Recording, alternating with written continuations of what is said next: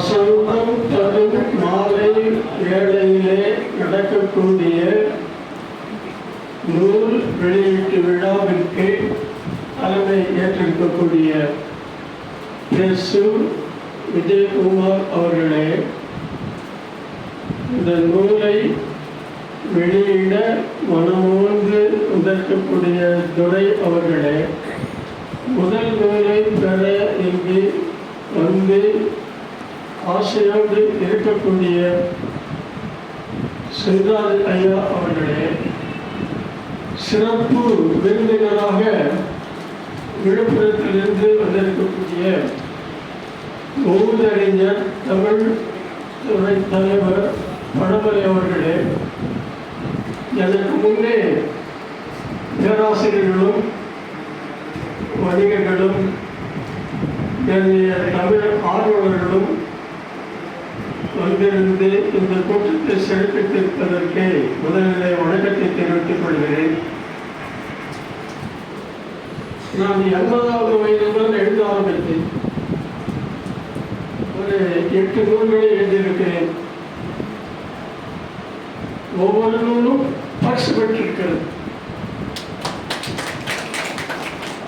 உலகத்தமிழ் முதல் மொழியாகிய அந்த தமிழ் நேரம் சலிக்க வழிகள் என்ற நூலுக்கு பெங்களூர் கண்காட்சியில விருதும் சிறப்பும் கிடைத்தது.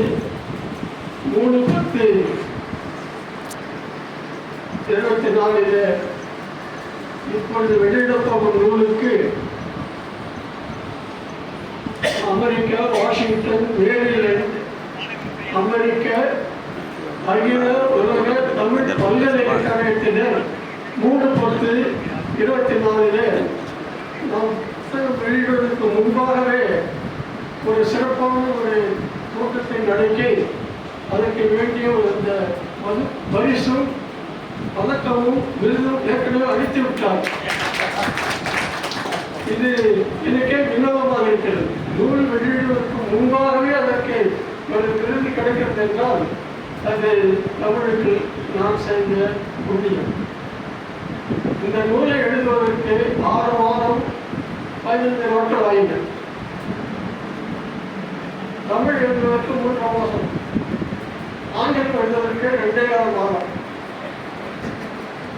மொத்தத்தில் ஒரு 6 மாதத்திலே உட்கார்ந்து முடிக்க முடிந்தது. தமிழில் மட்டும் எழுதினால் போதாது, ஆங்கிலத்திலும் எழுத வேண்டும் என்று ஒரு சில நண்பர்கள் முருகனை போன்றவர்கள், வக்கீல் முருகன் வலியுறுத்தி கூறினார்கள். சண்முகம் பேராசிரியர் எல்லோரும் 2 அதிகாரத்திற்கு தான் எழுதியிருக்கிறார்கள், 3வது அதிகாரத்தை விட்டுவிட்டார்கள், நீங்கள் அதையும் சேர்த்து எழுதுகிறீர்களா என்று கேள்வி கேட்டார். இந்த உந்துதல் பேரில் தான் இந்த நூலை வெளியிடுவதற்கு நான் முன்வந்தேன். தமிழர்கள்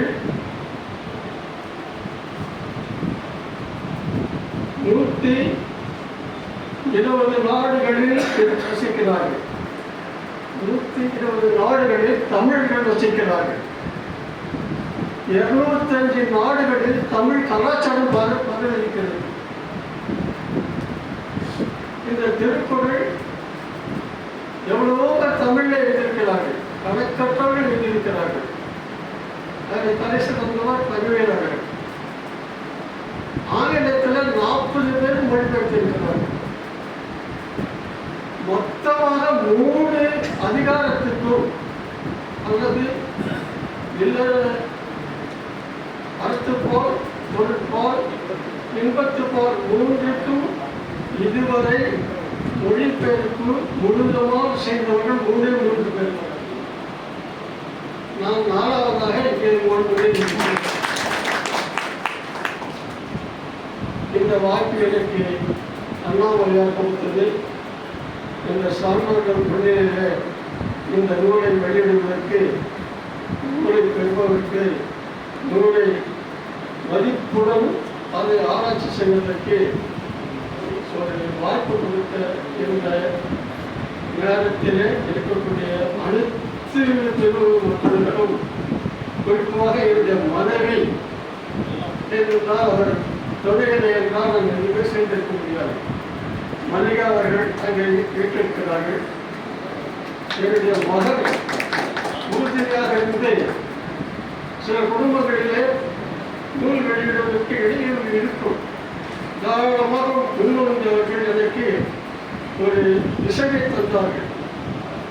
வெளிநாட்டில் இருக்கக்கூடிய என்னுடைய மகனும் என்னுடைய மருமகனும் இந்த நூலும் எழுதுவதற்கும் என்னுடைய மருமகள் அகிலா அவர்களும் வேதவர்களும் ஒத்துழைப்பு தந்தார்கள். ஏன் கூறுகிறேன் என்றால், இன்பத்துப்பால் எழுதும் பொழுது சரியான தமிழ் சொற்கள் வரவில்லை. பொறுப்பாட்டு வந்துட்டு சுலபம். அடுத்த பாருங்க அதோட கொஞ்சம் கஷ்டமா இருந்தது. இன்பத்துப்பாலுக்கு எழுதும்போது ஆங்கிலத்தில் சுப்பிரமணிய வாரியா அவர்களுக்கு தெரியும். ஆங்கிலத்தில் எழுதும்போது எவ்வளவு கஷ்டம் இருக்கும். காமராஜர் ஐயாவுக்கு தெரியும் ஆங்கிலத்தில் எழுதுவதற்கு கஷ்டமா இருக்கும் என்று. அதற்கு எல்லாம் என்னுடைய பக்கத்து வழியாக இருந்து ஆங்கில சூழலை கண்டுபிடிப்பதற்கு என்னுடைய மருமகள் சித்தர்கள் அவர்களுக்கு எல்லாருமே உதவி செய்வார்கள். அவர்கள் எல்லோருக்கும் இந்த நேரத்தில் வணக்கத்தை சொல்லி அமைகிறேன். பெறுபவரும் அப்படி சிறப்பு வாய்ந்தவர் தான். ஏனென்று சொன்னால், கொடுத்து கொடுத்து சிவந்த கரங்களுக்கு சொந்தக்காரர். தமிழ்நாட்டினுடைய எல்லா தமிழ் அமைப்புகளையும் வாழ வைக்கக்கூடிய அவர் இப்பொழுது நூலினை பெறுகிறார்கள். மாதவ சின்ராஜ் ஐயா அவர்கள் பெறுகிறார்கள். அதே போல இன்றைய நிகழ்ச்சியினுடைய தலைமை ஏற்றிருக்கக்கூடிய எங்களுடைய அதாவது சாமானியர்கள் என்று சொல்லக்கூடிய எளிமையான அடித்தட்டு மக்கள் திருக்குறளை புரிந்து கொள்ள வேண்டும் என்பதற்காக மிகச் சிறப்பான தமிழிலே எழுதப்பட்ட திருக்குறள் நூலினை வெளியிட்டவரும் சிந்தனை சிறகுகள் என்கிற நூலினுடைய ஆசிரியருமான திரு பேசு விஜயகுமார் அண்ணன் அவர்கள் ரூபாய் 5000 தந்து ஐயா அவர்களிடத்திலே நூலினை பெறுகிறார்கள்.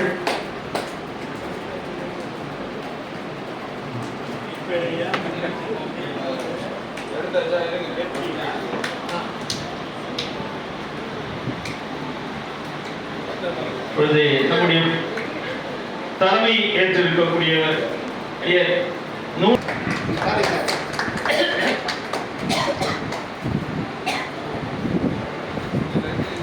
அவர்களும் தொகை கொடுத்து நூலினை பெறுகிறார்கள்.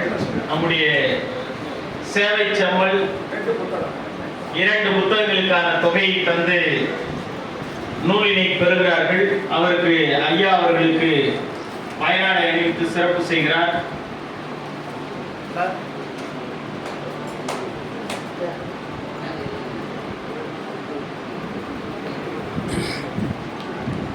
திரு துரையண்ணன் அவர்கள் நூல் வெளியீட்டு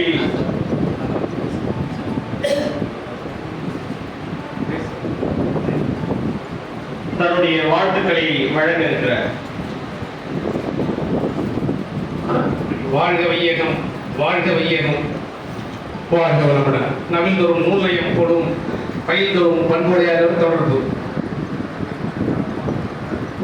மேடையிலே வீற்றிருக்கின்ற சான்றோர் பெருமக்கள், பார்வையாளராக ஐயாவின் பால் அன்பு கொண்டு வந்திருக்கின்ற அத்துணை பெரியோர்களையும் இந்த நல்ல நேரத்திலே வரவேற்று வணங்கி வருகிறேன்.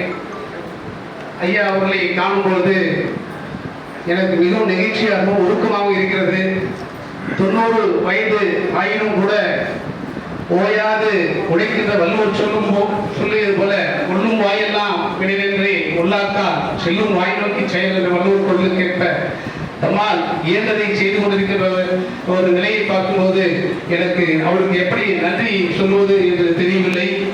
யார் பெரியவர் என்று வள்ளுவரை கேட்கும் போது சிறப்பாக சொல்லுவார், செயற்கரிய செய்வார் பெரியார் என்று சொல்லுவார். அப்படி ஒன்றல்ல இரண்டல்ல பல்வேறு செயற்கரிய காரியங்களை ஐயா செய்து கொண்டிருக்கின்றார். அவர் எங்களுக்கெல்லாம் வழிகாட்டியாக இருக்கின்றார். அன்னாருக்கு என்னுடைய நெஞ்சார்ந்த நன்றியும் வணக்கத்தையும் தெரிவித்துக் கொள்கிறேன். இவ்வளவு காலமானாலும் கூட எய்தற்கு அரியது இன்னக்கால் அகலியே செய்தற்கு அரிய செயல் வள்ளுவர் பொருளுக்கேற்ப மிக சிறப்பான ஒரு செயலை இந்த குரல் புத்தகத்தில் எழுதியுள்ளது போல மணியான தமிழ் உரை மட்டுமல்ல, ஆங்கில உரையும் மணியான தமிழ் உரை. நாம் ஆங்கிலத்தில் அவ்வளவு தெளிவாக படிக்க முடியாது, புரிந்து கொள்ள முடியாது என்றாலும் கூட புத்தகத்தை வாசிக்கும் போது நான் மிகவும் நேசித்து அதை வாசித்தேன். அத்தனை அளவுக்கு மிக எளிமையாக ஆங்கிலத்திலே படித்தாலும் எல்லோரும் புரிந்து கொள்ளும் வகையிலே எழுதியிருக்கின்றார்கள். மற்றும் ஒரு சிறப்பு இதில் என்னவென்றால் அவர் 90 ஆண்டு கால வாழ்க்கை அனுபவத்தை குரலுக்கு பொருள் சொல்வதோடு மட்டுமல்லாமல் பின் சேர்ப்பாக அதை இணைத்திருக்கிறார் என்பதையும் நாம் சொல்லிக்கொண்டு பின்னால் வருபவர்கள் இதை பற்றி விளக்கமாக உங்களுக்கு எல்லாம் சொல்லுவார்கள் என்று சொல்லி இப்படிப்பட்ட ஒரு வாய்ப்பு, இந்த நூலை வெளியிடுவதற்கு ஒரு பெரிய வாய்ப்பு, எத்தனை பெரியவர்கள் இருந்தாலும் கூட சிறியவனான எனக்கு இப்படிப்பட்ட ஒரு வாய்ப்பு ஐயா எனக்கு கொடுத்ததற்கு மீண்டும் ஒருவரை நன்றி செலுத்தி விடை சாருகிறேன். நன்றி, வணக்கம். அனைவருக்கும் என் அன்பு கலந்த வணக்கம். திருக்குறள் மணியான தமிழ் உரையும் ஆங்கில விளக்கமும் என்ற அருமையான நூல் வெளியீட்டு விழாவில் என்னையும் அழைத்ததில் நான் கலந்து கொள்வதில் மிகவும் மகிழ்ச்சி அடைகிறேன்.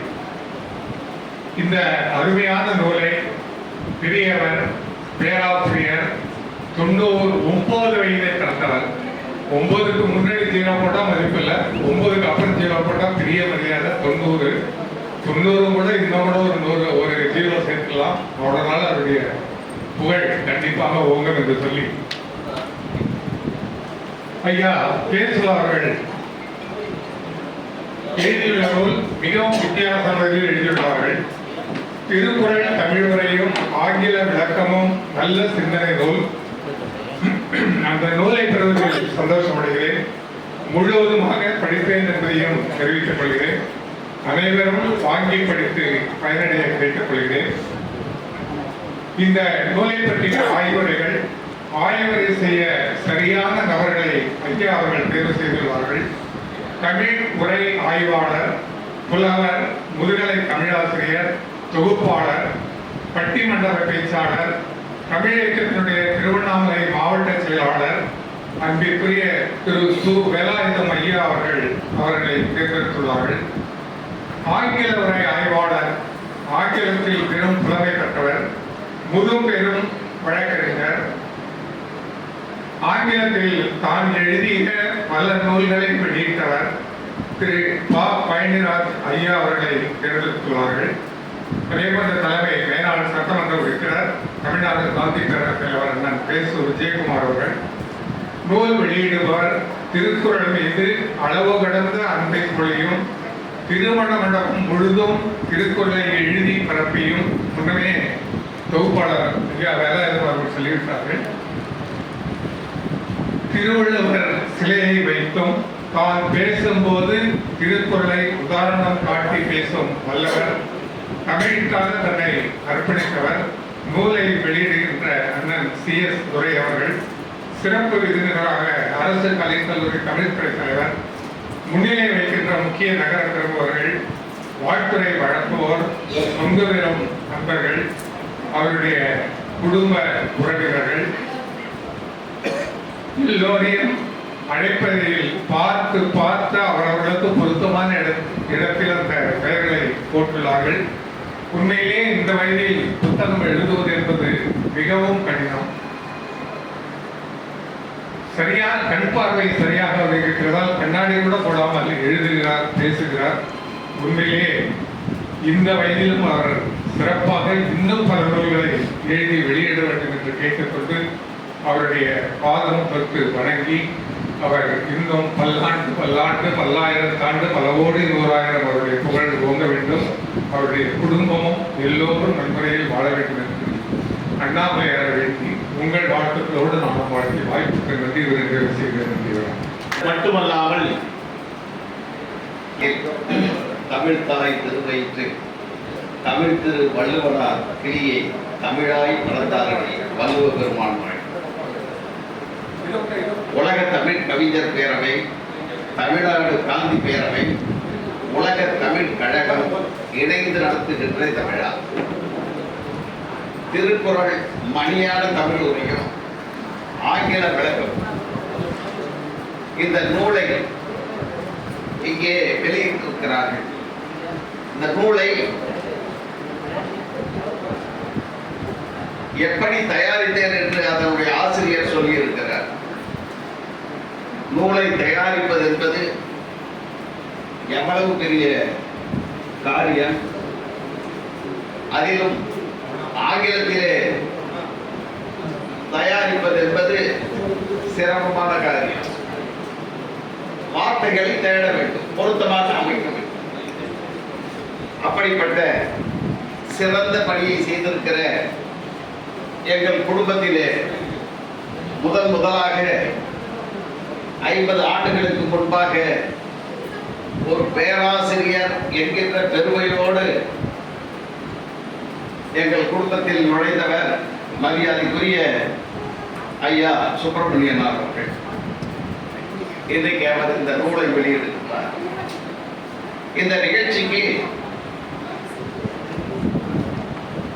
நூலை வெளியிட்டு பெருமை சேர்த்திருக்கிற மரியாதைக்குரிய துரை அவர்களே, முதல் நூலை பெற்று சிறப்புரை ஆற்றி அமர்ந்திருக்கிற மரியாதைக்குரிய வள்ளல் மாதவ சென்ராஜ் அவர்களே, சிறப்பு விருந்தினராக இங்கே வருகை தந்து அரசு கலைக்கல்லூரி தமிழ் துறை தலைவராக பணி நிறைவு பெற்றிருக்கிற ஐயா பழமலை அவர்களே, முன்னிலை பொறுப்பை ஏற்றிருக்கிற ஐயா கண்ணன் அவர்களே, வடிவேல் அவர்களே, இந்த நிகழ்ச்சியிலே பங்கு பெற்றுக் கொண்டிருக்கிற மரியாதைக்குரிய ஐயா கேப்டன் சண்முகம் அவர்களே, செழியன் அவர்களே,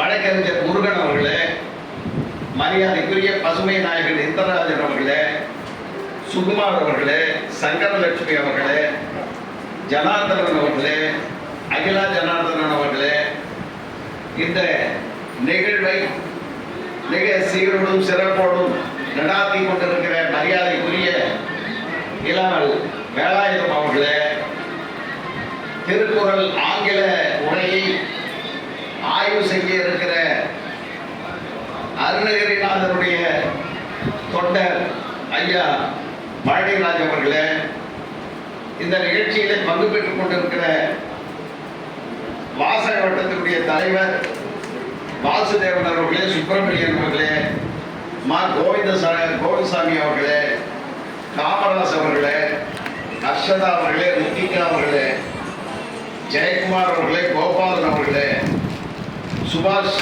அவர்களே, செந்தில் அவர்களே, சீனிவாசன் அவர்களே, முத்து அவர்களே, செழியன் அவர்களே, பாஸ்கர் அவர்களே, நடராஜன் அவர்களே, மோகன் அவர்களே, வாசுதேவன் அவர்களே, குப்பன் அவர்களே, அன்பழகன் அவர்களே, குமார் அவர்களே, அன்பு பெரியவர்களே, தாய்மார்களே, இளைஞர்களே, மாணவ செல்வங்களே, இந்த புத்தகத்தை படித்து பார்க்கின்ற போதுதான் இந்த புத்தகத்தினுடைய சிறப்பை எனக்கு புரிந்தது. நானும் முறையை எழுதியிருக்கிறேன், இருந்தாலும் கூட அவர் பேராசிரியர் அல்லவர். ஆகவே அதை சுருக்கமாக எளிமையாக எப்படி விளக்க வேண்டுமோ அப்படி விளக்க நான் விரிவாக எழுதியிருக்கிறேன், அவர் சுருக்கமாக எழுதியிருக்கிறார். ஆனால் மிக விவரமாக எழுதியிருக்கிறார். ஆங்கிலத்தில் அவர் பல்வேறு விஷயங்களை பேசியிருக்கிறார். அதிலே there is no particular reference to any nation, language, religion, race, caste. It is creative writing. Tirukkural, though written in the Tamil language, there is no mention about the word Tamil or that of the state of Tamil Nadu. The book is created and presented to the welfare of the whole of mankind and the living beings. The outlook of the poet is universal. It is ideals of ethics, politics, wealth, the public life and domestic life, war and peace. And the ideal love appeal to one and all. Its appeal is Catholic and all inclusive. The book is called Mukwan. Dealing with ethics, materialism and love, the theme of the wonderful book is all pervasive.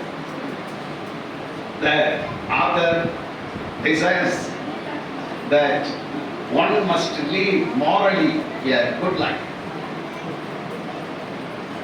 adjust oneself to the society, seek the welfare of the state and well-being of the world, kill all for the welfare state full of peace and plenty, joy and prosperity. One must live a joyful, comfortable life of ease and peace.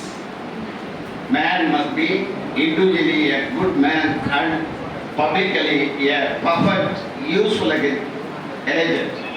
Tiruppural aims at a perfect, ideal man on earth. அந்த மாதிரி முடிக்கிறார். நான் இதை எதற்காக சொல்கிறேன் என்று சொன்னால், திருக்குறள் ஒரு 500 ஆண்டுகளுக்கு முன்பாக இந்த உலகத்திலே மொழிபெயர்க்க ஆரம்பித்தது. ஒரு ஆங்கில கவிஞன் தான் ஆரம்பித்தார்.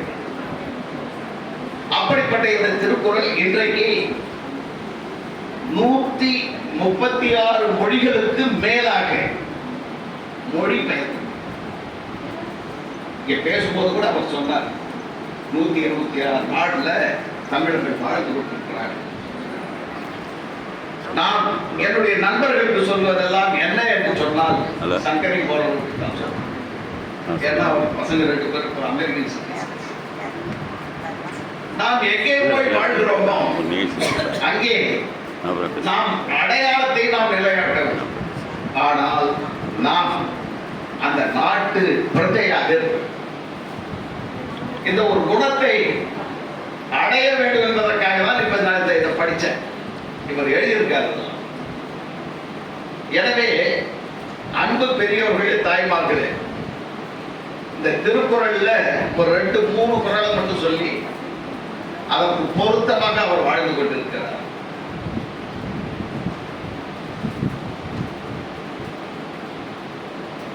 காக்க பொருள அடக்கத்தை ஆக்கம் அதனை ஊங்கில்லை உயிர்க்கு. ஒருவர் காக்க வேண்டிய மிக முக்கியமான விஷயம் என்னன்னா, வாழ்க்கையில அறம் நிறைந்த அடக்கம். இந்த அடக்கம் என்ற ஒன்றை மட்டும் காக்காவிட்டால் மனித உயிருக்கு அதை விட சிறந்தது எந்த செல்வமும் இல்லை. அந்த அடக்கத்தினுடைய மறு உருவம் தான், உதாரணம் தான் அவரு அண்ணன் பழனிராஜ் போன்றவர்கள். அன்புற்று அமர்ந்த வழக்கென்ப மையகத்து இன்புற்றார் ஏதும் சிறப்பு. அன்பினால் மட்டுமே ஒரு மனிதனுக்கு இன்பம் வரும். வேற ஏதாலையும் ஒரு உண்மையான இன்பம் மனிதனுக்கு வராது. அது இல்லை எனில் அந்த மனிதன் எலும்பும் தோலும் மூடப்பட்ட ஒரு உயிர், அவ்வளவு. பல்லூர் நிலவரை நீல் புகழ் ஆற்றின் புலவரை போற்றாது புத்தேது உலகம். இனி வரும் புது உலகம் கூட, ஃபியூச்சர் சொல்ற, இனி வரும் புது உலகம் கூட இன்றைய உலகில் தன்னலம் கருதாமல் பிறநலம் காக்கின்ற சான்றோர்கள், பெரியோர்கள் ஈட்டிய புகழை, இந்த புகழை மறக்காது, மற உலகம் மறக்காது. அன்றைக்கு இருக்கிற அறிவும் ஆற்றலும் கொண்டவர்களை போற்றினாலும் கூட இவர்களை மறக்காமல் அந்த உலகம் இருக்கும் என்று சொல்கிறார். ஃபியூச்சரை சொல்றார். கடைசியாக கூடுதல் காமத்திற்கு இன்பம், அதற்கு இன்பம் கூடி மயக்க பெரிய. அதுல அவர் சொல்லக்கூடிய அந்த தத்துவத்தை பாருங்கள். இல்லற வாழ்க்கையில மிகவும் சிறந்த அந்த இன்ப உணர்வு என்பது ஒரு கணவனும் மனைவியும் அல்லது ஒரு ஆணும் ஒரு பெண்ணும் பெறக்கூடிய அந்த இன்பம் என்பது ஊடல் என்கின்ற அந்த செயலால் கூடும். அப்படி கூடுகின்ற அந்த ஊடலுக்கு எதிராக இன்பத்தை கொடுக்குதுன்னு சொன்னா கூடல். இந்த ரெண்டு பேரும் கூடல். அந்த கூடுவது எப்படி என்று சொன்னால், எப்படி சரி பாதியாக இங்கே அண்ணாமலை காட்சி தருகிறாரே அந்த ரூபத்திலே பாதி பாதியாக 50-50% இரண்டு உள்ளமும் ஒன்றாக இணைகின்ற போதுதான் அது கிடைக்கும். இதை சொல்லிட்டு இந்த உலக மக்களுக்கு என்ன சொல்றாருன்னா, இந்த உலகில் தனித்து என்கின்ற பேச்சுக்கே இடம் கிடையாது. அது யாராக இருந்தாலும் சரி, எப்படிப்பட்ட ஆளாக இருந்தாலும் சரி.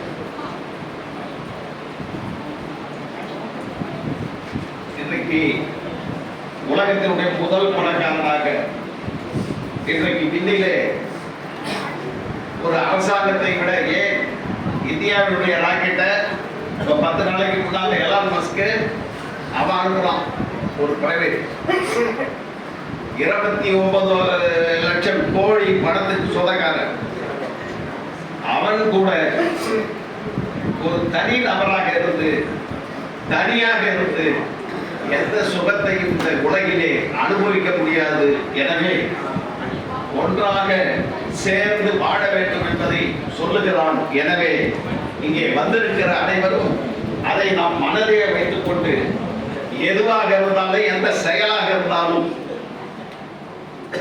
தன்னுடைய வாழ்க்கைக்கு பிறகு ஒவ்வொரு தனி மனிதனும் ஆணும் பெண்ணும் எல்லோரும் இந்த சமுதாயத்திற்கு என்ன செய்யணும், வருங்கால சந்ததிக்கு என்ன வழிகாட்டினோம் என்கின்ற எண்ணத்தோடு செயல்பட வேண்டும். அப்படி செயல்பட்டதால் தான் இன்றைக்கு நம் கையிலே திருக்குறள் மணியான தமிழ் உரையும் ஆங்கில விளக்கமும் கிடைத்திருக்கிறது. 90 அகவையை தாண்டிய பின்னரும் கூட அவர் 6 மாதங்களுக்கு மேலாக கடுமையாக உழைத்து என்கிட்ட டிக்ஷனரி, தமிழ் டிக்ஷனரி கேட்பாரு. சில சொற்கள் இல்லாத புத்தகத்துல சில சொற்கள் இருக்கும், எனவே கேட்பாரு. அப்படி இந்த உலகத்திற்காக, இந்த எதிர்கால வாழ்கின்ற வருங்கால தலைமுறைக்காக இந்த புத்தகத்தை அவர் சமர்ப்பித்திருக்கிறார். எனவே அப்படி அவர் சமர்ப்பித்த இந்த நாள் பொன்னான நாள் என்று கூறி இந்த செயல் வாழ்க வளர்க வெல்க என்று சொல்லி வாய்ப்புக்கு நன்றி கூறி விடைபெறுகிறேன். நன்றி, வணக்கம். சபையில் வீட்டிற்கும் அனைவருக்கும் வணக்கம். வாழ்த்துறை வழங்க அழைத்திருக்கிறார்கள். திருக்குறள் மணியான தமிழுரையும் ஆங்கில விளக்கமும். திருக்குறள் மணியான தமிழுரையும் ஆங்கில விளக்கமும். புத்தகத்தின் படைப்பாளி அப்பா பே. சுப்பிரமணியார் அவர்களை வாழ்த்த வயதும் அனுபவமும் இல்லாத காரணத்தினால் அவரையும் சபையோரையும் வணங்கி என் வாழ்த்துறையை தொடங்குகிறேன். எதிர்பார்க்காத அன்பு, எதிர்பாராத உதவி, அளவில்லாத மாதா பிதா குரு பக்தி, நல் ஆசான், இலக்கியவாதி, படைப்பாளி, சமூக அக்கறை, விருந்தோம்பல், அன்பிய பணிகள், குழந்தைத்தனம், சகிப்புத்தன்மை, கண்டிப்பு, அறிவுரை, பொறுமை, கவிதை, நகைச்சுவை, நேர்மை, கடின உழைப்பாளி, சகோதரன், கணவன், அப்பா, மாமனார், எல்லாத்துக்கும் மேலாக பாசமுள்ள தாத்தா.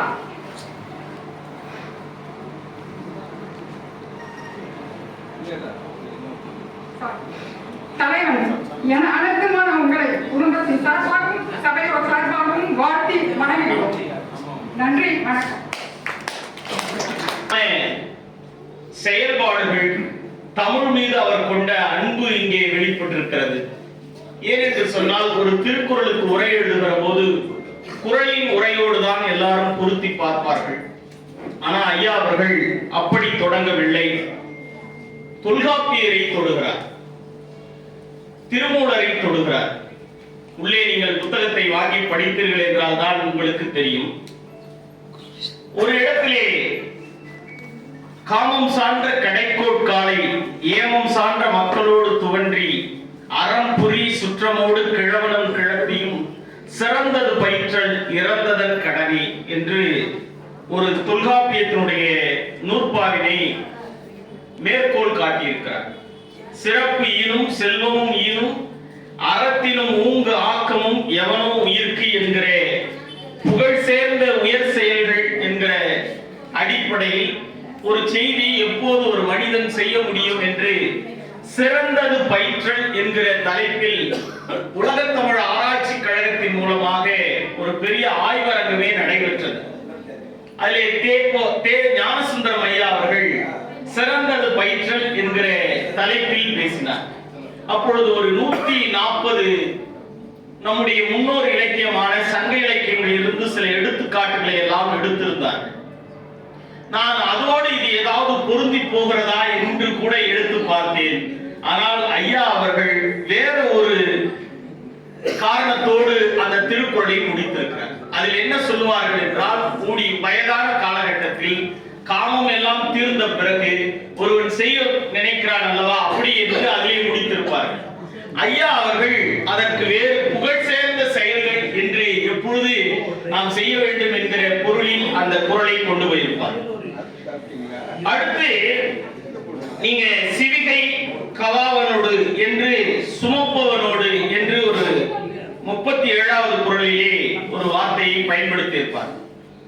இதற்கு நீங்க சிவிகை என்று சொல்லக்கூடிய யார் நல்லது செய்ய வேண்டும், அதாவது புண்ணியம்னு சொல்றேன் இல்லையா, இது நல்லது செய்தவர் தான் மேலே அமர்ந்திருப்பார், பாவம் செய்தவர் கீழே இருப்பார் என்கிற பாவ புண்ணிய செயல்களை எல்லாம் சொல்லுகிறவர்களுக்கு வித்தியாசமான முறையில் பொருளை தந்திருப்பவர்தான் நம்முடைய ஐயா அவர்கள். நான் அந்த பொருளை நீங்கள் வாங்கி படிக்க வேண்டும் என்பதற்காக நான் அதை சொல்லுகிறேன். இதுவரை நாம் எண்ணி இருந்த செயல்கள் எல்லாம் இது போலத்தான் இருந்தது.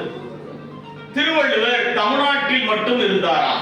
இப்போ நமக்கு ஒரு கேள்வி இருக்கு. அன்னப்பறவை என்று சங்க இலக்கிய நூல்களில் தொடர்ந்து நாம் படிக்கிறோம். ஆனால் அத்தகைய ஒரு பறவை இன்றைக்கு தமிழ்நாட்டில் எங்கும் இல்லை.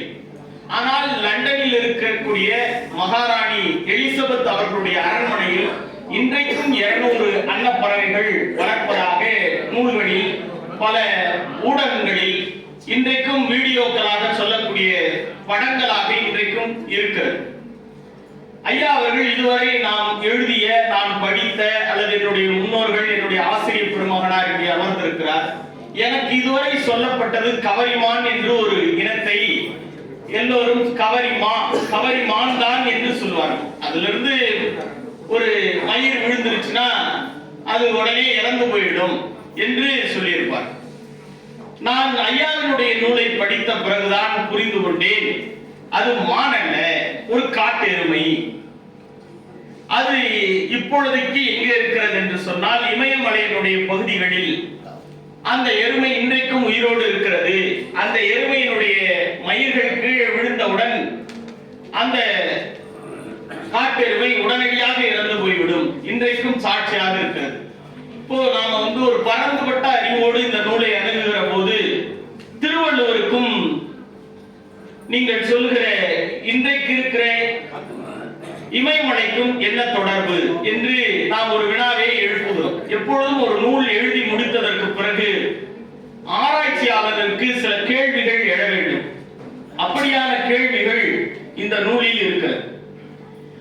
நீங்க அததான் சொல்ல வர்றாரு. ஐயா அந்த காட்டெருமையை குறிக்கிறார். கவரிமா அண்ணன் என்று நம்முடைய திருக்குறளில், மயிர் நீப்பின் வாழாத அந்த திருக்குறளில் மிக அழகாக ஒரு விஷயத்தை சொல்கிறார். இதுவரை சொல்லப்பட்டதில் இமயமலையோடு தொடர்புபடுத்தி எழுதியவர்கள் யார்கள்? இது நான் பார்த்த செய்தியை சொல்லுகிறேன். அடுத்து தெய்வம் தொழால் என்ற குறளில் பெண்ணிய சிந்தனையாளர், பெண்ணியத்துக்கு எதிரானவர் திருவள்ளுவர் என்ற ஒரு குறளிலே பெண்மொழி சேரல் என்கிற ஒரு அதிகாரத்தை, பெண்ணுக்கு எப்பொழுதும் அநீதி இழைத்தவர் தான் வள்ளுவர் என்ற சொல்ல எல்லாம் சில ஊடகங்களில், சில அரங்குகளில், சில கருத்தரங்குகளில் பேசியவர்களை நான் கேட்டிருக்கிறேன், படித்திருக்கிறேன். அதற்கு மறுப்பாக அவர் அப்படி சொல்லவில்லை என்று சொல்லுகிற எதிர்ப்பு எழுத்தாளர்களையும் கண்டிருக்கிறேன். ஐயா அவர்கள் தெய்வம் என்ற சொல்லுக்கு ஒரு புதிய விளக்கத்தை தந்திருக்கிறார். தமிழில் மழையை போன்றவள் தான் மனைவி. இதுதான் ரொம்ப முக்கியமானது. என் மனைவி சரியில்லை என்று ஒரு கணவர் சொன்னார், அந்த ஊரில் மழை பெய்யவில்லை என்று அர்த்தம்.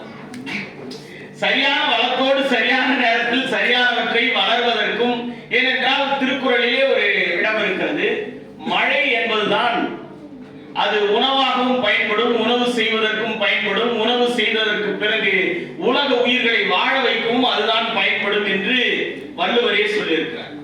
கெடுப்பதும் கெட்டார்க்கு சார்வாய் மற்றாங்கே எடுப்பதும் எல்லாம் மழை. கெடுக்கவும் செய்யும் எடுக்கவும் செய்யும் என்கிற பொருளில் இதுவரை நாங்கள் கேள்விப்பட்டது எல்லாம் திருக்குறளில் மனைவியை கற்புக்கு அரசி, கற்பு என்று சொன்னால் அது உடல் சம்பந்தப்பட்டது என்று இதுவரை சொல்லப்பட்டதில் பாரதி புதுமையாக ஒரு செய்தியை வைத்தார். கற்பென்று வந்தால் இரு கட்சிக்கும் பொதுவில் வைப்போம் என்று தொடங்கி அதிலே ஒரு செய்தியை பாரதி சொல்லியிருப்பார். ஐயா அவர்கள் சொல் திறம்பாமை என்கிற சொல்லை பயன்படுத்தியிருப்பார்.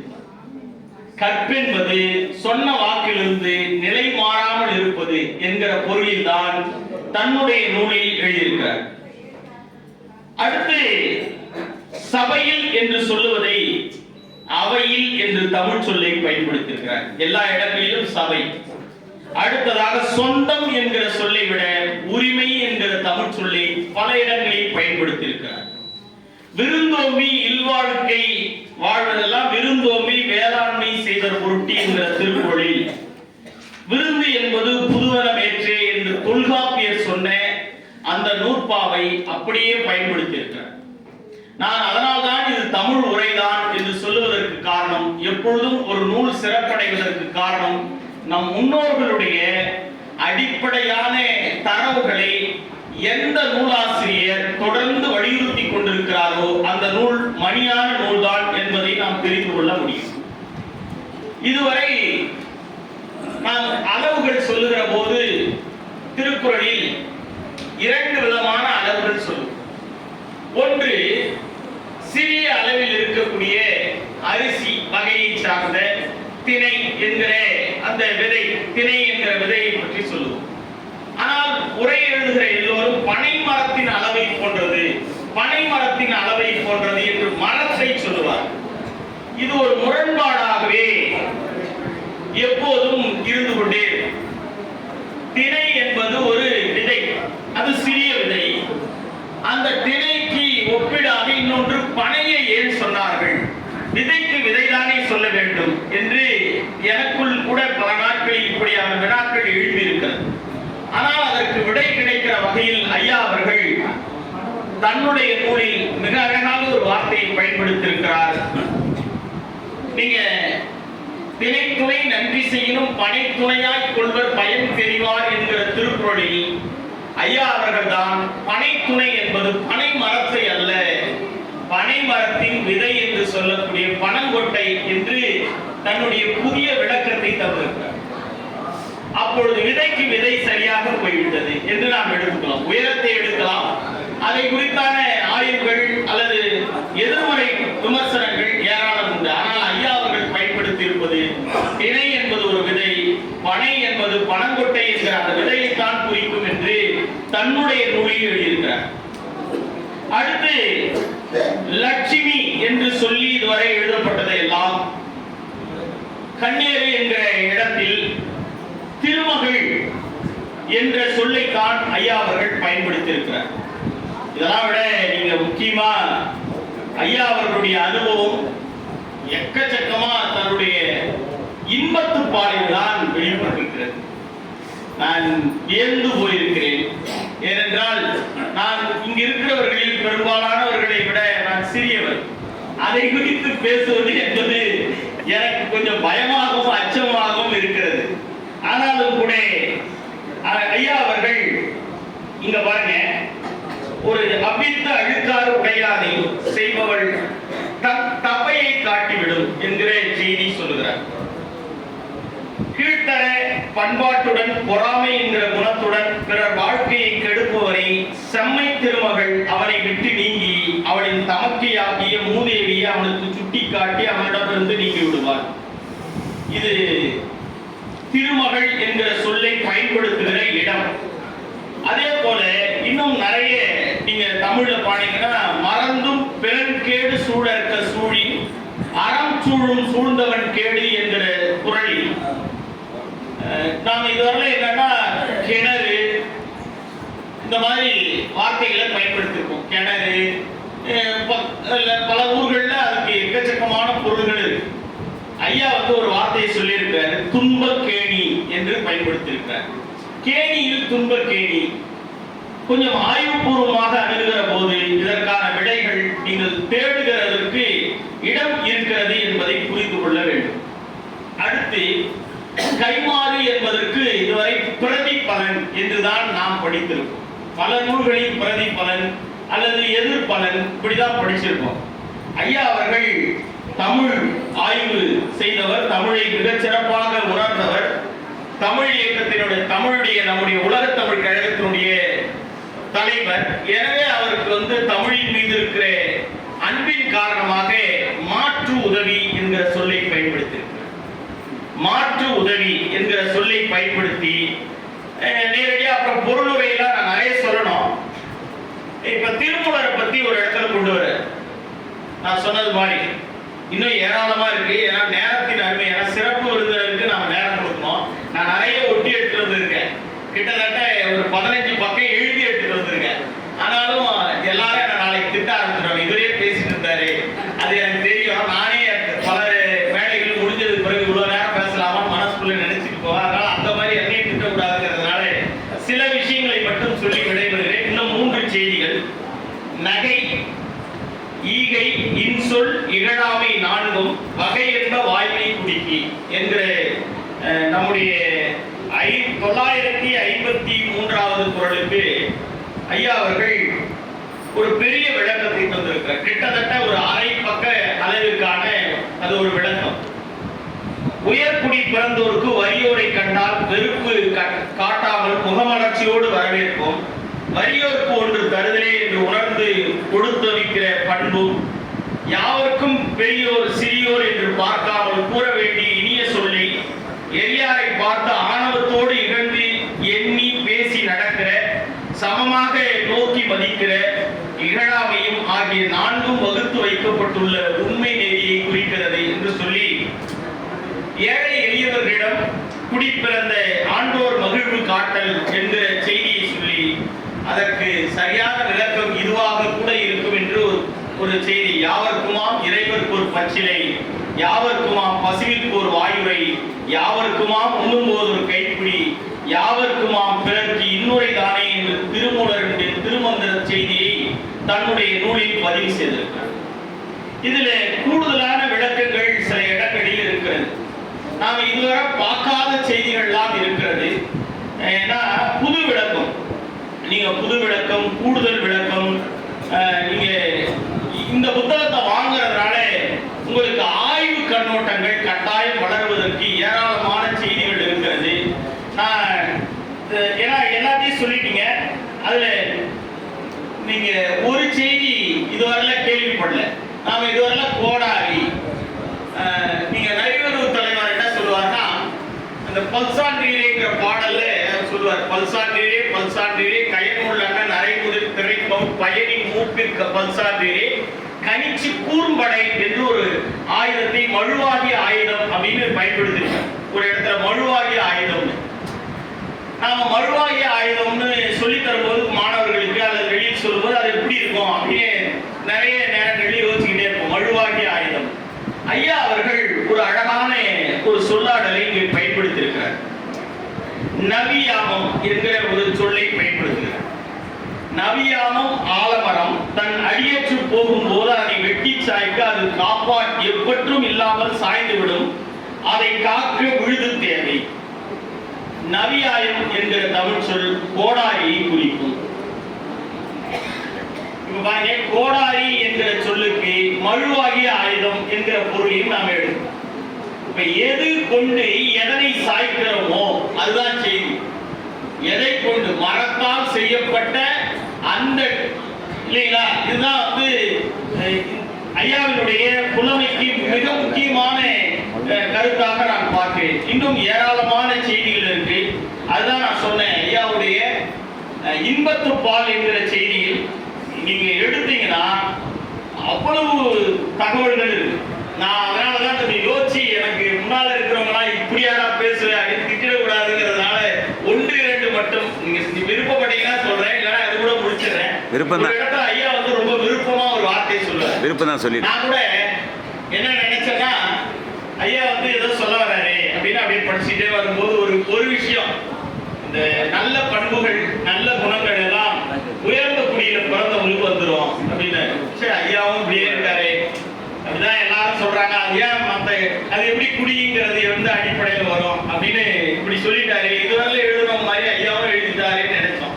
அடுத்த வரியில ஒரு வரி போடுவார், அந்த குணம்லாம் ரொம்ப நாள்லாம் எல்லாருக்கும் இருக்காது, அப்படியே மாறிடும். அந்த குணம்லாம் அப்படியே எல்லாருக்குலாம் இருக்காது, எப்போனாலும் அது மாறிடும் அப்படின்னு சொன்ன உடனே நான் கொஞ்சம் வியந்து போயிட்டேன். இப்ப மேல ஒன்று சொன்னாரு, அந்த குணம் எல்லாருக்கும் நிலைத்து நிற்பதில்லை என்று முடித்திருப்பார். அதுக்கப்புறம் நம்ம அண்ணன் வந்து ஒரு வார்த்தையை சொன்னார், இந்த காதலை பத்தி சொன்னார். பாலோடு தேன் கலந்துச்சு பனி நீர் வாயில் ஊறிய நீர் என்கிற திருக்குறள்ல ஐயா வந்து ஒரு வார்த்தையை பயன்படுத்திருப்பார். நீங்க அதை வாங்கி படிக்கணுங்கிறதுனால சொல்றேன் நான். அது எப்படி அவருக்கு தெரியும் அப்படிங்கிற செய்தியை கேள்வி கேட்டிருப்பேன். நீங்க சீவக சிந்தாமணி எழுதும் போது திருத்தக்கதை அவருக்கு ஒரு பெரிய சிக்கல் வந்தது. அவர் ஒரு துறவி, ஒரு சமண துறவி, பெண்ணை பற்றி எதுவுமே தெரியாது. ஆனால் அவர் எழுதின அத்தனை விஷயங்களும் வந்து நீங்க இன்னைக்கும் வந்து பாத்தீங்கன்னா அவ்வளவு காதல்ல காமத்துல அது போயிருக்கும். அந்த செய்தி அந்த சீவக சிந்தாமணி அப்படிதான் போகும். ஆனா அவர் தெரியாதவரே அப்படி எழுதியிருக்காரு. ஐயா 90 வயசு, எவ்வளவு எழுதியிருக்கணும். அதனால அந்த பாலோடு தேன் கலந்துட்டு பனி ஒண்ணு இல்லைங்க, அவளின் வாயிலிருந்து வந்த எச்சில், அதுதான் சொல்லணும். எப்படி கண்டுபிடிக்க முடியும்? அந்த தேனை விட பாலை விட இனிப்பான்னா முத்தம் கொடுத்தாதான் தெரியும். நான் இதுதான் இதெல்லாம் சொல்லக்கூடாது அப்படிங்கிறதுனால இதோட சொல்லிட்டேன் இல்லைங்களா. இது மாதிரி ஏராளமான அவர் விளையாடி இருக்காருங்க. எனக்கு தெரிஞ்சு வெறும் இன்பத்து பால் மட்டும் எடுத்து கட்டாயமாக ஒரு முனைவர் பட்ட ஆய்வை மேற்கொள்ளலாம். அத்தகைய ஒரு சிறப்பான உரை இருக்கிறது. நேரத்தையும் காலத்தையும் கருதி தனி நிகழ்ச்சியாக நூலகத்திலோ அல்லது வேறு எங்கேயாவது வைக்கிற போது நான் எழுதிய அல்லது நான் யோசித்த நான் என்னுடைய சிந்தனைகளை மீண்டும் உங்களிடத்தில் தெரிவித்துக் கொள்வேன் என்று சொல்லிக்கொண்டு, இத்தகைய வாய்ப்பை எனக்கு அடியேனாகிய சிறிய ஒரு பையன் எனக்கு வந்து இந்த வாய்ப்பை வழங்கி இருக்கக்கூடிய ஐயா அவர்களுக்கும், இந்த மேடையை அலங்கரித்துக் கொண்டிருக்கக்கூடிய பெரியவர்கள் அவர் இருக்கிறார், அவர் மட்டும்தான் அப்படின்னாங்க. எங்களுக்கு ஆர்வமா இருந்துச்சு, யார் அவர், அப்படி எல்லா புத்தகத்தையும் படிச்சவர் யாரு அப்படின்னு ஒரு கேள்வி நாங்க அவர்கிட்ட கேட்டோம். அவர் பெயர் பழனிராஜ் என்கிற வழக்கறிஞர் என்று சொன்னார்கள்.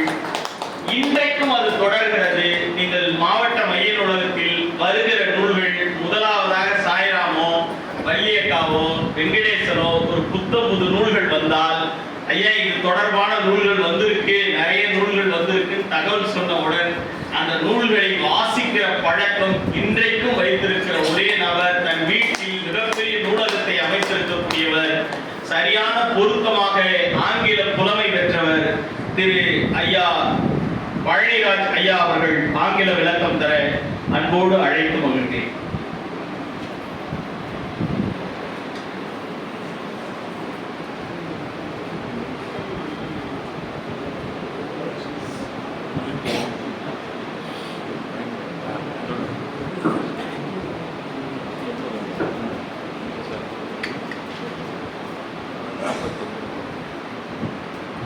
அவையோர் அனைவருக்கும் என்னுடைய அன்பான வணக்கங்கள்.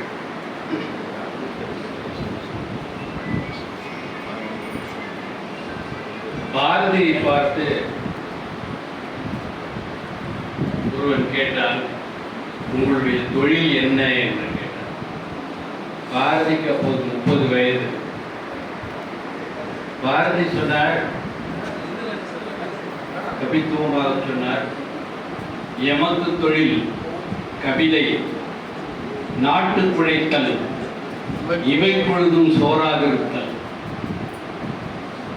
30 வயசுல சொன்னார், 90 வயசுல இமை பொழுதும் சோறாக இருந்து இந்த அற்புதமான புத்தகத்தை நமக்கு அள்ளி கொடுத்திருக்கிறார். 6 மாத காலங்களிலே திருக்குறளுக்கு தமிழிலும் ஆங்கிலத்திலும் உரை எழுதியிருக்கிறார் என்பது ஒரு அற்புதமான செய்தி. இதுல இந்த புத்தகத்துல என்ன எழுதப்பட்டிருக்கிற தலைப்பாக என்றால், திருக்குறள் மணியான தமிழ் உரை, முத்தான ஆங்கில விளக்கம். மணி மாலையை பேராயம் கொடுத்துட்டு முத்து மாலையை எனக்கு கொடுத்திருக்கிறார்கள்.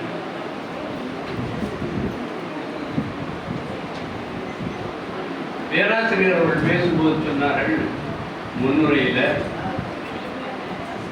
தமிழிலும் ஆங்கிலத்திலும் உரை எழுதியவர்கள் 3 பேர் தான், நான் 4வது ஆண்டு சொன்னார். ஆங்கிலத்துல திருக்குறளுக்கு உரை எழுதியவர்கள் 143 பேர் உலகத்துல. 19ஆம் நூற்றாண்டிலேயே 1886 ஜி.யு. போப் முதல்ல ஆங்கிலத்தில் உரை எழுதியிருக்கிறார். அவரை தொடர்ந்து வி.வி.எஸ். ஐயர் எழுதியிருக்கிறார், சுத்தானந்த பாரதி எழுதியிருக்கிறார், ராஜாஜி அவர்கள் எழுதியிருக்கிறார்கள். எனக்கு இவர்களுடைய உரைகள் எல்லாம் விட மிகவும் மனதுக்கு உகந்த உரை என்று சொன்னால் மகாவித்வான் கே. வடிவேல் செட்டியார் அவர்கள் எழுதிய உரைதான். 2500 பக்கங்கள் உள்ள அந்த உரை தமிழிலும் ஆங்கிலத்திலும் இருப்பது ரொம்ப சிறப்பான ஒரு நூல். திருக்குறள்ல 3 அதிகாரங்கள் இருக்கிறது. முதல் அதிகாரம் அறம். நான் என்னுடைய கத்திருந்த நண்பர் விஜயகுமார் அவர்கள் திருக்குறளில் தமிழ் உரை நூலை வெளியிட்டு ஆய்வுரை செய்து பேசிய போது சொன்னேன், இந்த அறம் என்கிற அதிகாரத்தில் இந்த அறம் என்கிற சொல்லுக்கு ஆங்கிலத்தில் எப்படி சொல்லுவீர்கள்? ஆங்கிலத்தில் பல பேர் பல விதமாக சொல்லுகிறார்கள். ஜி.யு. போப் சொன்னார் வெர்ச்சு என்று சொன்னார், குட்னஸ் என்று சொல்கிறார்கள், ரைட்டியஸ்னஸ் என்று சொல்கிறார்கள், சேரிட்டி என்று சொல்கிறார்கள். இப்படி பல சொல்களை பயன்படுத்தி சொல்கிறார். எல்லாம் அதுதான். It's an inclusive term with wide connotation. அது நிறைய அர்த்தங்களை உள்ளடக்கிய ஒரு சொல் அறம். இந்த அறம் என்கிற சொல் தமிழுக்கே உரித்தானது. இதுக்கு ஈடான ஒரு சொல் ஆங்கிலத்தில் இல்லை, வேற எந்த மொழியிலே. ஏன்னா அறம் செய்தவர்கள் தமிழர்கள், அறம் அவர்களுக்குத்தான் தெரியும். அதனால அறம் அதுக்கு ஈக்குவலண்டான வேறு எந்த லாங்குவேஜ்லயும் இல்லை. அற நூல்களை நாம ஆங்கிலத்தில் எத்திக்ஸ்னு சொல்றோம். ஐயா பேராசிரியர் அவர்கள் அறம் என்கிற அதிகாரத்துக்கு ரொம்ப பொருத்தம். இந்த எல்லா சொற்களையுடைய இந்த சொற்கள்ல ரொம்ப பொருத்தமான எத்திக்ஸ், அதை நான் அவர் அழகாக உபயோகப்படுத்தியிருக்கிறார். இந்த அறம்னா என்ன, அதுக்கு ஒரு டெஃபினிஷன் வேணும் இல்லையா? இந்த டெஃபினிஷனை உலகத்துல வேற யாருமே சொல்ல. அறம்னு ஒரு வார்த்தை இல்லைன்னு சொன்னேன். அறநெறி அப்படின்னு சொன்னா கூட அதுக்கு ஒரு டெஃபினிஷன் சொன்னா எந்த புலமும் சொல்லாத ஒரு டெஃபினிஷன் திருக்குறள்ல இருக்கு. அந்த காலத்துல 2500 வருஷங்களுக்கு முன்னால அறநெறியை முதல்ல சொன்னவர் புத்தர். புத்தருடைய வழியில நிறைய பேர் சொல்லியிருக்கிறார். 2000 ஆண்டுகளுக்கு முன்பாக அதுக்கு ஒரு நல்ல டெஃபினிஷன் கொடுத்தது திருவள்ளுவர் தான். மனத்துக்கண் மாசு இளநாதல் அனைத்து அரண். அடுத்தது ஆகுல நீர பெற, மற்றதெல்லாம் ஆரவாரத்தன்மை உள்ளது. மனதில மாசு இல்லாமல் இருக்கணும். என்னுடைய பேராசிரியர் அவர்கள் அதுக்கு விளக்கம் சொல்கிற பொழுது என்ன சொல்றாருன்னா, mental purity is noble ethics சொல்லியிருக்காரு. அதோட முடிச்சிட்டாரு. ஆகுல நீரப்பெறங்கிறதுக்கு அர்த்தமே சொல்லல அவர். ஆகுல நீரப்பெறன்னா all else is no mere form.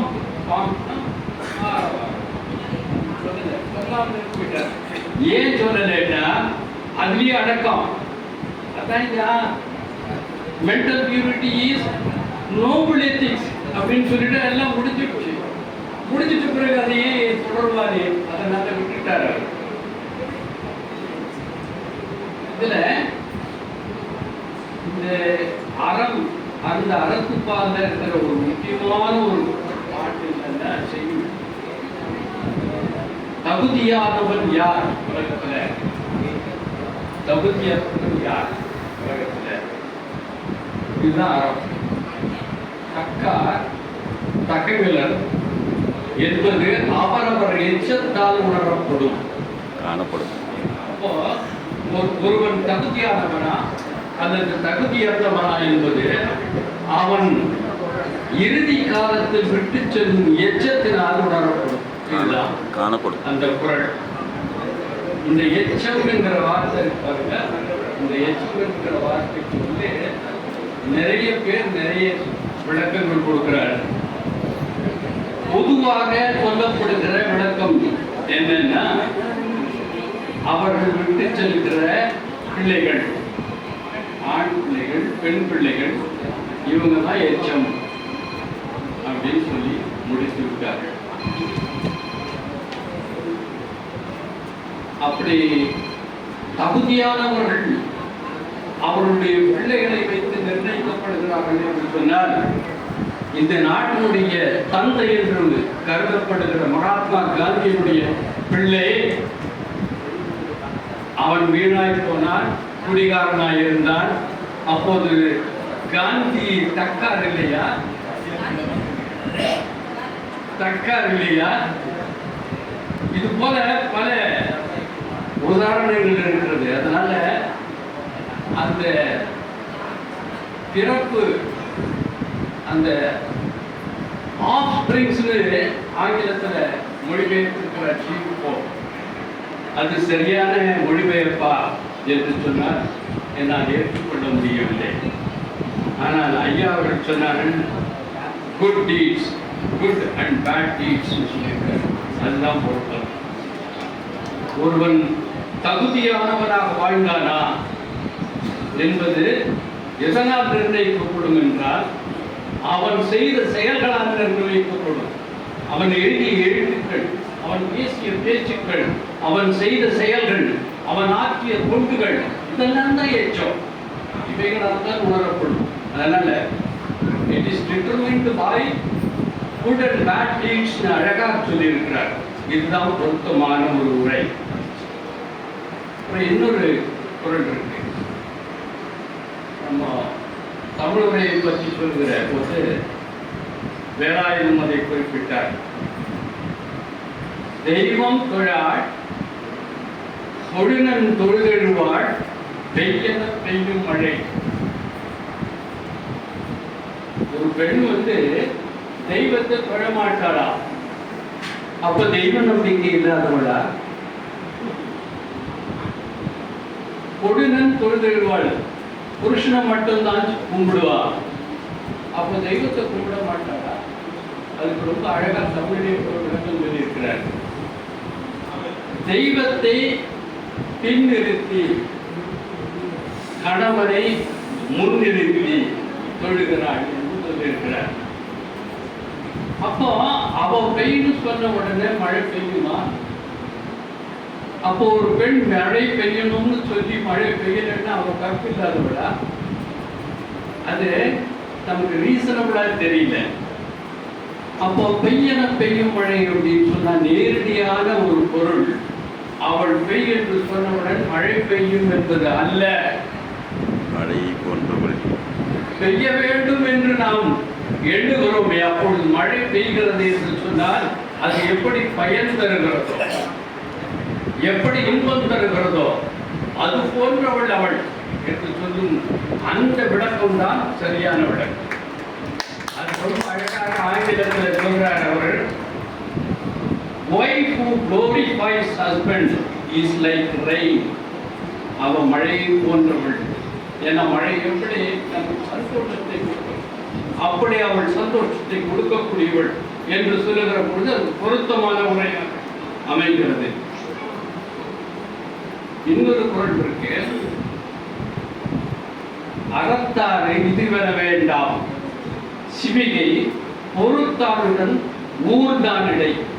ஒருத்தன் பல்லக்கில் உட்கார்ந்து போறான், 2-3 பேர் தூக்கிட்டு போறாங்க, 4 பேர் தூக்கிட்டு போறாங்க. அப்போ உட்கார்ந்துட்டு போறவன் சுகமா உட்கார்ந்துட்டு போறான், இவன் கடினமா தூக்கிட்டு போறதுக்கு 4 பேர் இருக்கா. அப்போ என்ன காரணம்? இவனிடத்துல போய் நீ வந்து அந்த உட்கார்ந்து போகிறவனை பார்த்தியா, அவன் முன்வினை பயன் காரணமாக நல்லது செய்தால் அவன் உட்கார்ந்து போகிறான். இந்த தூக்கிட்டு போற இந்த துன்பத்தை அடைகிறவர்கள் முன்வினை பயன், அவர் தீவினைகள் செய்தார்கள், அதனால அவர்கள் இப்பொழுது சுமந்து செல்கிறார்கள் என்று சொல்லி தெரிய வேண்டுமா?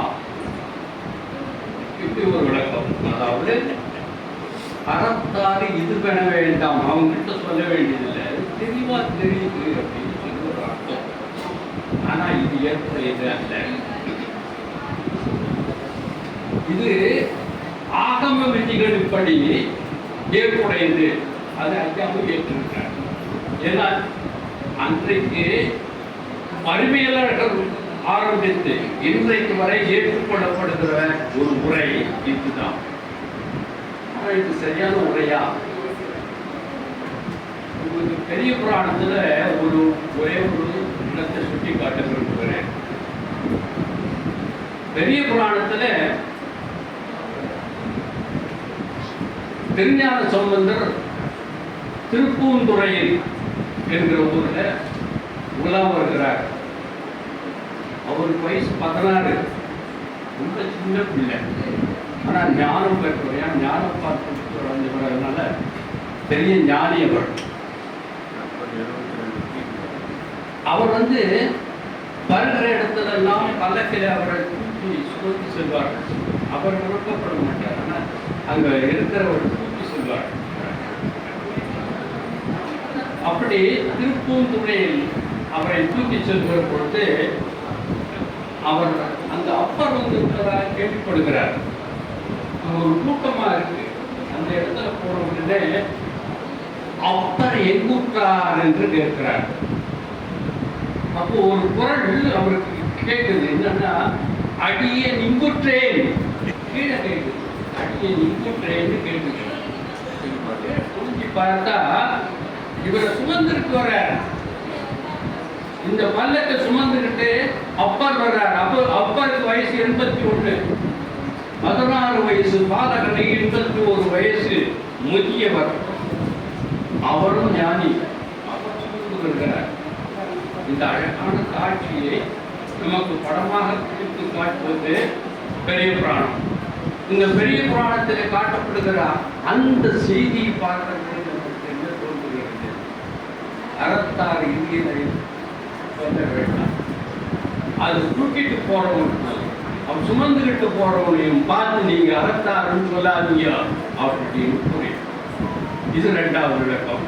ஆனா 2 விளக்கமும் இருக்கு அப்படின்றத அவரு தமிழ்ல சொல்லியிருக்காரு, நன்றாக குறிப்பிட்டு சொல்லியிருக்கிறார். உண்மையும் தெரியுது, இந்த விளக்கெல்லாம் விட்டுருவோம். இந்த பெரிய புராணத்துல சொல்லப்பட்டிருக்கிற இந்த செய்தி ஒரு நல்ல நாகரிகம் தமிழ்நாட்டில் இருந்தது என்பதற்கான ஒரு நல்ல பண்பாடு. 81 வயது ஞானி, 11 வயது பாலகன், அவரும் ஞானி தான், அவனை சொல்லிக் போகிறார் என்கிற நாகரிகம் வெளிப்படுத்து என்று அர்த்தம் கொள்ள வேண்டும். அதெல்லாம் அர்த்தப்பாடு. பொருட்பாடுக்கு போவோம். பொருட்பால்ல பொருள் என்கிற பொருட்பாலுக்கு வெல்த் என்று சொல்வார்கள்.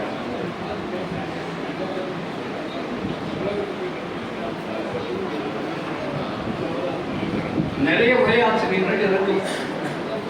வெல்த் என்று சொன்னார்கள். ஆனால் பேராசிரியர் அவர்களுக்கு மெட்டீரியலிசம் என்று சொல்லியிருக்கிறார். மெட்டீரியல்னா பொருள்.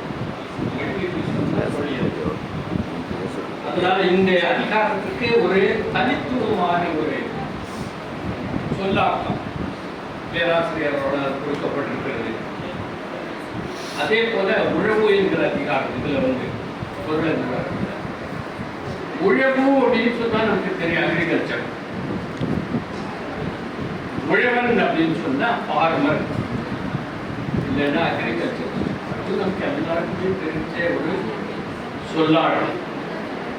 ஆனா நமது பேராசிரியர்கள் தனித்தன்மையை வெளிப்படுத்தி உழவு என்பதற்கு டில்லேஜ்னு சொல்லியிருக்காரு. டில்லேஜ்னு சொல்லியிருக்காரு. உழவர்களுக்கு டில்லர்ஸ்னு சொல்லியிருக்காரு. ரொம்ப தனித்துவம், ரொம்ப அருமையான ஒரு முடியாக்கம் இது. உழுவார் உலகத்தார்க்கு ஆணி, உழுவார் உலகத்தார்க்கு ஆணி. Tillers are kingpin of chariot. Kingpins ரொம்ப அழகாக டில்லர்ஸ் அப்படின்ற வார்த்தை சொல்றாரு. சுழன்றும் ஏற்பில்லதே உலகம். அப்போ எல்லா உலகத்துல பலவிதமான தொழில்கள் இருக்கு. ஆனா எல்லா தொழிலுக்கும் முதன்மையான தொழில் அப்படின்னு பார்த்தா அது வந்து உழவு தொழில் தான். அதுக்கு அர்த்தம் சொல்லுகிற பொழுது அவர் சொல்லுகிறார், village is fundamental to all occupations. That is the fundamental for all occupations அப்படின்னு சொல்லும் பொழுது ரொம்ப அருமையான ஒரு ஆங்கில விளக்கம் அது. இது வந்து வேற இடங்களில் பார்க்க முடியாது. ஜிவி போப்பை படிச்சிருக்கிறேன். ஜிவி போப்புலாம் இல்லை, இந்த மாதிரி ஒரு அருமையான விளக்கம் அங்கே நாம் பார்க்க முடிவதில்லை. அப்புறம் இன்னொரு குறள், ஆக்கம் அகர்வினாய்ச்சல் அசைகளா ஊக்கம் உடையாதலை.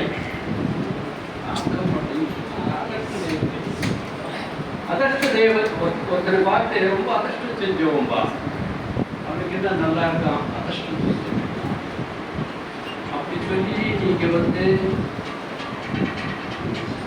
சிம்பிளிஃபை பண்ணிட முடியாது.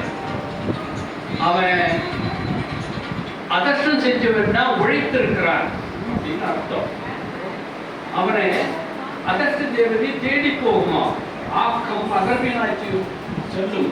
அகர்வினாயினா அவருடைய அட்ரஸ் கேட்டுனே போகுமா, எங்க இருக்கிறான் அப்படின்னு சொல்லி தேடி போகும்.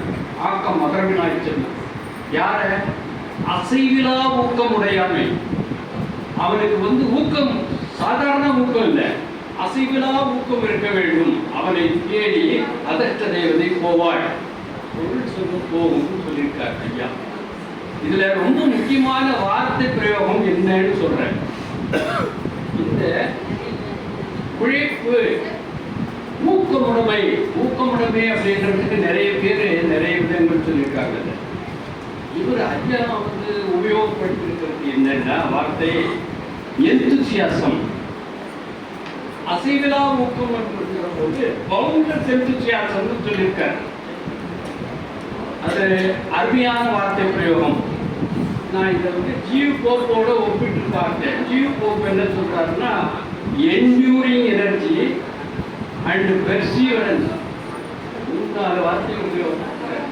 அது ரொம்ப வலிந்து பொருள் கொள்கிற மாதிரி இருக்கு. அதெல்லாம் இல்லாத பவுண்டர்ஸ் எந்தூசியாசம் அப்படின்னு சொல்லும் போது ரொம்ப எளிமையா, ரொம்ப அழகா, ரொம்ப பொருத்தமாக சொல்லாங்க. ஆங்கிலத்துல வந்து எழுதுறது. ஒரு ஆறு இருக்கிறது, அந்த ஆற்றிலே ஒருவன் போய் குளிக்கிறான். அதே ஆற்றில் அடுத்த நாள் போய் குளிக்கிறான். ஆறு அதே ஆறு தான், குளிக்கிற மனிதனும் அதே மனிதன் தான். ரெண்டும் ஒன்னா இல்லை, 2வது நாள் அது இல்லை. ஆறும் வேறு ஆறு, மனிதனும் வேறு மனிதன். உங்களுக்கு புரியுற மாதிரி சொல்றேன். நேற்று அவன் குளித்த போது இருந்த நீர் ஓடிவிட்டது, இப்ப புதிய நீர் வந்திருக்கிறது. நேற்று நீங்கள் பார்த்தீர்களே அந்த மனிதனுக்குள் இருந்த 1000 சொற்கள் அழிந்து விட்டன, புதிய சொற்கள் பிறந்திருக்கிறது. அவன் இது போல அரங்கத்திலே உட்கார்ந்து அறிஞர் பெருமக்கள் சொன்னதை எல்லாம் அந்த நாளில் செவிமடுத்திருக்கிறான். மறுநாள் போன போது அவன் வித்தியாசமான மனிதனாக மனதிலே பல செய்திகளை சுமந்து செல்கிறான். அதனால ஆறும் வேறு, மனிதனும் வேறு. அதுபோலத்தான் திருக்குறளை ஒவ்வொரு முறை எடுத்து படிக்கிற பொழுதும் திருக்குறள் வேறு, இதை படிக்கிற மனிதன் வேறு. ஒவ்வொரு முறை படிக்கிற பொழுதும் ஒரு விளக்கம், அதே குறள் தான், ஆனா ஒவ்வொரு விளக்கம், ஒவ்வொரு கோணம், ஒவ்வொரு வெளிச்சம் நமக்கு புறப்படுகிறது. அது திருக்குறளுடைய மாயத்தன்மை. அதுபோல ஒரு குறள், நான் வழக்கறிஞராக 56 ஆண்டுகள் பணியில் இருக்கிறவன். என்னுடைய பணிக்காலத்தில் மாவட்ட நீதிபதிகளை சந்தித்திருக்கிறேன். உயர் நீதிமன்ற நீதிபதிகள் எனக்கு தெரியும், உச்ச நீதிமன்றம் டெல்லியில் இருக்கிற நீதிபதிகள் எனக்கு தெரியும். எல்லா நீதிபதிகளோடும் இணக்கமாக இருந்திருக்கிறேன். அவர்களோடு பழகுகிற சந்தர்ப்பங்கள் எனக்கு கிடைத்திருக்கிறது. அப்பொழுதெல்லாம் நான் அவர்களோடு எப்படி பழக வேண்டும் என்பதை திருக்குறள் மூலமாக கற்றுக்கொண்டேன். அகலாது அணுகாது தீக்காய்வார் போக இகழ்வேந்தர் சேர்ந்தொழுகுவார். இது மன்னரை சேர்ந்தொழுகுவது என்கிற தலைப்பில் எழுதப்பட்டது. மன்னர் இப்ப இல்லை. இந்த குறளுக்கு விளக்கம் சொல்கிற பொழுது இகழ்வேந்தர் வார்த்தை வருவீங்கன்னா அதுக்கு ஜியு போக்கு என்ன எழுதிக்கிறீங்கன்னா மொனார்க்குன்னு எழுதியிருக்காரு. மொனார்க்கு தான் இங்கே இருக்கும். அதனால பேராசிரியர் அவர்கள் ரொம்ப கச்சிதமா ஒரு வார்த்தை போட்டிருக்காரு, ரூலர்ஸ் போட்டிருக்காரு. ரூலர்ஸ் பொதுவான வார்த்தை, அது எக்காலத்துக்கும் பொருந்தும். மொனார்க்கு போட வேண்டியதில்லை. அதனால he has chosen an appropriate word.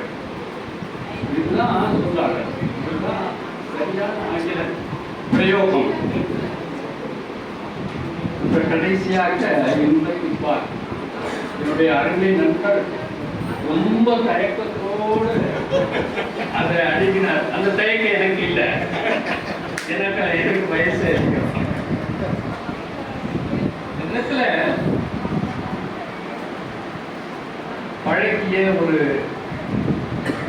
புகழ்பெற்ற கவிஞர்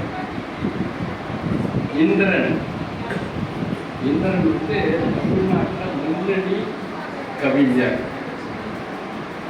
எனக்கு அறிமுகம் செய்து வைத்த போது அவர் என்னை ஒரு கேள்வி கேட்டார். தமிழில் உங்களுக்கு பிடித்த கவிஞர் யாருன்னு கேட்டார். நான் அவர் நினைச்சிருந்த பதில் என்னன்னு புரியுது, அவர் கேட்கும்போதே புரியுது. இந்திரன் சொல்லுவதா, கல்யாணத்தின்னு சொல்லுவதா, தமிழன்பன் சொல்லுவதா, இல்லை காலத்தில் கவிப்போன்னு சொல்லுவதா, இல்லை அதற்கு பிறகு பாரதின்னு சொல்லுவதா, இல்லை பாரதிதாசன் சொல்லுவதா, அவருக்கு புரியல. கொஞ்ச நேரம் சும்மா நான் அவருக்கு ஒருத்தர் பார்க்குறேன், அப்படியே நான் சொன்ன திருவள்ளுவர் திகைச்சு போயிட்டாரு. வார்த்தையே வரல.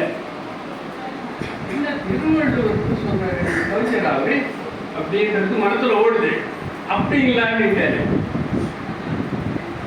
நீங்க திருக்குறளை எடுத்து அறத்துப்பாலை படித்து பார்த்தால் ஒரு ஞானி எழுதியது போல, பொருட்பாறை எடுத்து பார்த்தால் அரசியல் கற்ற ஒரு நிபுணர், பொருளியல் கற்ற ஒரு அறிஞன், அவன் சொல் போல இருக்கும்.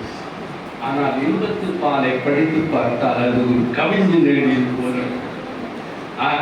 இந்த புத்தகம் ஒரு கவிதை, இன்பத்துப்பால் அது தெரியுது.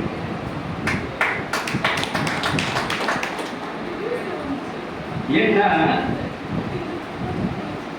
காமத்துப்பால் அது பேரு. அந்த வார்த்தையை கொஞ்சம் உபயோகப்படுத்துறதுக்கே தயக்கப்படுறேன். என்னுடைய நண்பர் காமம்னா நிறைய பேர் அது தவறாக காமத்துப்பார்னு எழுதுறது சங்கடத்துக்கு கொடுப்பதற்காக அந்த காமம் வெறுக்கத்தக்கதல்ல, அதனுடைய அடிப்படை அன்பு. அதனால இந்த அதிகாரத்துக்கு அவர் வைத்திருக்கிற பேர் என்ன தெரியுங்களா? காமத்துப்பாருக்கு லவ். லவ் அதான அடிப்படை, லவ்.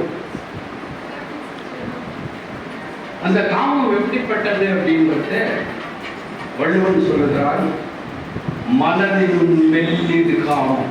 மெல்லிது காமம் மலரை விட மென்மையானதான் இந்த காதல், இந்த அன்பு. இதுக்கு விளக்கம் சொல்லுகிற தமிழ் அறிஞர்கள் ஒரு பெற்றோம். நான் தான் ஆங்கிலத்தை பேசிட்டு ஜியு போப்லாம் என்ன சொல்றாங்க அப்படின்னு சொல்லி பார்த்தா, love is a tender flower, tender as a opening flower அப்படின்னு சொல்றாங்க. ஆனா பேராசிரியர் கொஞ்சம் மேல போய் அதை விளக்குறார். ஏன்னா மலரினும் மெல்லியதுன்னு சொல்லிட்டீங்க, எந்த மலர் கேள்வி வருதா இல்லையா? ரோஜாவா, மல்லியா, முல்லையா, கோழையா, எந்த மலரை சொல்கிறார்? அதனால அவர் சொல்றாரு அனிச்ச மலர். இது ரொம்ப அழகா சொல்ற, லவ் இஸ் சாஃப்டர் தென் அனிச்சம். அனிச்சம் உள்ளவரை விட மென்மையானது காதல். இந்த அனிச்சம்ன்ற வார்த்தை ஏன் பேராசிரியர் உபயோகப்படுத்துறாங்க? அனிச்சம் வந்து தமிழ்நாட்டுக்கே உரியது, அனிச்சம் மேல்நாட்டில் இல்லை. அதனால அனிச்சம் அப்படின்னு சொல்ற வார்த்தையை உபயோகப்படுத்துறாங்க.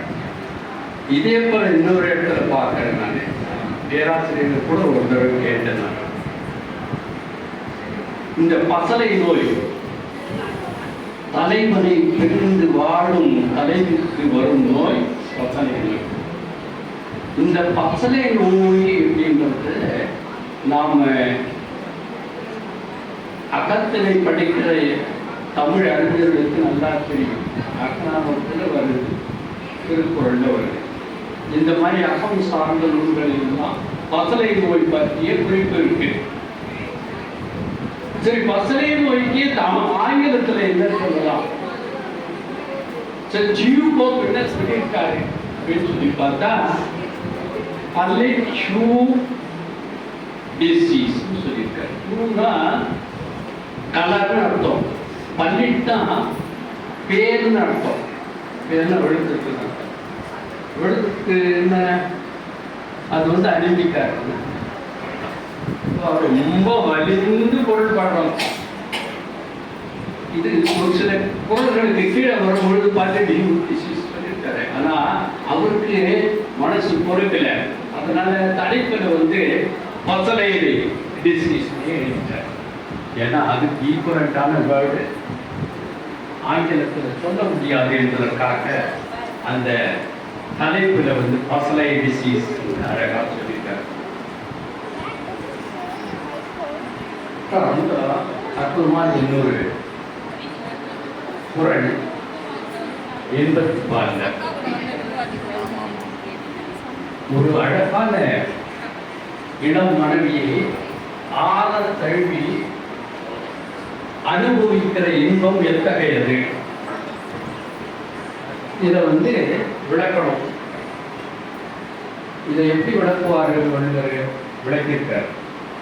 தம்மிலிருந்து தமர்காத்து உண்டத்தால் அம்மா அறிவை முயற்று. அம்மா அறிவை முயற்று. தம்மில் இருந்துன்னா தன்னுடைய வீட்டில இருந்து தன்னுடைய மனைவி மக்களை பார்த்து அவர்களோடு பகிர்ந்து உண்டுகிற இன்பத்தை போன்றதுதான் கட்டி தழுவும் இன்பம். அழகா சொன்னார். இதுல ஒரு வார்த்தை இருக்கு, என்னன்னா அம்மான்னு ஒரு வார்த்தை. தம்மில் இருந்து தம்மர் பார்த்து உண்டத்தால் அம்மா அறிவை வியப்பு. அறிவு வியப்பு முன்னால அம்மா ஏற்பட்டார். வியப்பு யாருக்கு அந்த வியப்பு வரும்? ஒரு கவிஞருக்கு தான் வரும் வியப்பு. அவருக்கு வந்திருக்கு. செம்மான் மகளை திருடும் திருடன் அம்மான் முருகன் பிறவான் இரவன் சும்மா இது சொல்லறை என்றதுமே அம்மா பொருளொன்றும் அறிந்திரனே. இந்த அம்மா சொல்றார். அருணகிரிநாதர் தனக்கு மந்திரோபதோஷம் செய்த அந்த முருகனின் வார்த்தைகளை கேட்ட பொழுது, சொல்லற சும்மா இரு என்ற வார்த்தையை கேட்ட பொழுது வியந்து போகிறாரே அந்த அம்மா.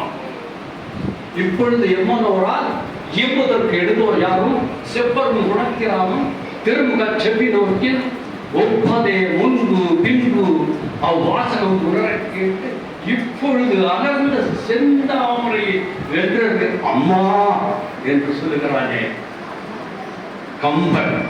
அந்த அம்மா முகமலர்ச்சியோடு இருக்கிற அந்த ராமனை பார்த்து வியந்து போய் பேசுகிறானே கம்பநாட்டாழ்வான். அந்த அம்மா இங்க விழுது. எத்தனை கவிஞர்களுக்கும் கிடைத்த அந்த அம்மா என்கிற சொல் திருவள்ளுவருக்கும் வந்து விழுந்தது இந்த குரல் என்று சொன்னா என்ன காரணம்? காரணம் ஒண்ணு இருக்கு. ஏன்னா தமிழ் அப்படின்னு சொல்லும் பொழுது தனக்கான வீடு. இப்போ அதை பத்தி சொல்லுகிற பொழுது அவர் சொல்ற, நம்ம பேராசிரியர் அவர்கள் சொல்லுகிறார், is own property, is own house சொல்றார். அந்த கட்டித்தழுவும் அந்த ஆரணை பற்றி சொல்லுகிற பொழுது அந்த ஓன்ற வார்த்தை யூஸ் பண்ணல. ப்ராப்பர்ட்டி பற்றி சொல்லும்போது ஓன்னு சொல்றேன். உங்களுக்கு விளக்கமா சொல்றேன். நான் ஒரு வழக்கு நடத்திட்டு இருந்தேன். பெட்டியில ஒரு சாட்சி, நம்ம பொறுப்பு சார்ந்த சொன்ன போறான். அது ஒரு ஆவணத்தின் அடிப்படையில வருகிற ஒரு கேள்வி. அந்த ஆவணத்தை எடுத்துட்டேன். அந்த ஆவணத்துல ஒரு சாட்சி கையெழுத்து இருக்கு. அந்த சாட்சி போட்டது ஒரு காவியத்துக்கு ஒரு பெண்ணு.